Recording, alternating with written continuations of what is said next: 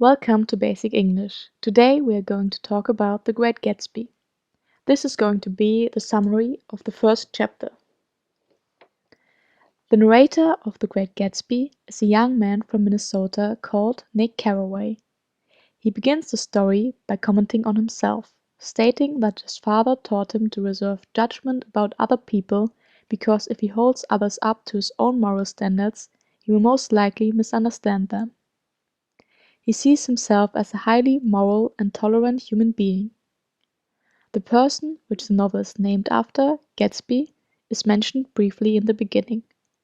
He is introduced as someone who Nick Carraway would probably dislike, because he stands for everything Nick scorns. However, our narrator disregards all his judgments towards Gatsby and describes him as nothing short of gorgeous. In the summer of 1922, Nick had just arrived in New York, where he moved to work in the bond business and rented a house on a part of Long Island called West Egg. Unlike the conservative East Egg, West Egg is a home to the new rich, meaning those who have made their fortunes rather recently and do not have the refinement to move among the East Egg population. West Egg is characterized by lavish displays of wealth, as it is often common for newly rich people even nowadays. Nick's house is rather small, especially compared to Gatsby's giant mansion next door. Nick differs severely from his neighbors. They lack social connections to the residents in East Egg, and they also lack aristocratic pedigrees. Nick, on the other hand, has graduated from Yale and has many connections to East Egg occupants. That becomes clear when we learn that his cousin Daisy and her husband, Tom Buchanan, live in East Egg. One evening, Nick decides to drive out to see Tom and Daisy. He originally knows Tom from a social club at Yale. When Nick arrives at their home, Daisy is already preoccupying her time with Jordan Baker. John Baker is a competitive golfer who seems disinterested by the happenings around her.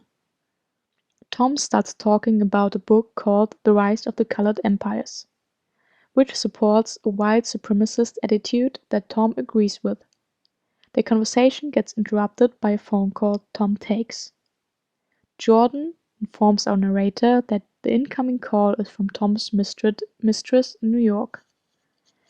Tom is apparently known for his infidelities and makes no efforts to cover up his affairs.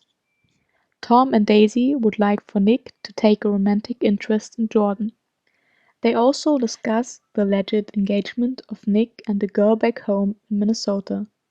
However, Nick clarifies that those are solely rumors and are not true. After the evening ended and Nick returned to his home, he sees Gatsby for the first time. But it is dark and he can only make out a figure in the backyard and assumes it is Gatsby, which we later learn that he is. Gatsby is behaving quite oddly. He's standing in his backyard on the waterside. He stretches his arm out towards the dark water. While Nick tries to make out what Gatsby is trying to reach out to, the only thing he sees is a green light at the other side of the water. The green light is most likely marking the end of a dock.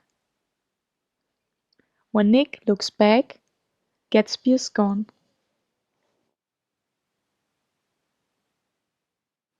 And that sums up the first chapter. If you have any questions or comments, you can leave them down below. The summary of the second chapter will follow soon. Have a great day.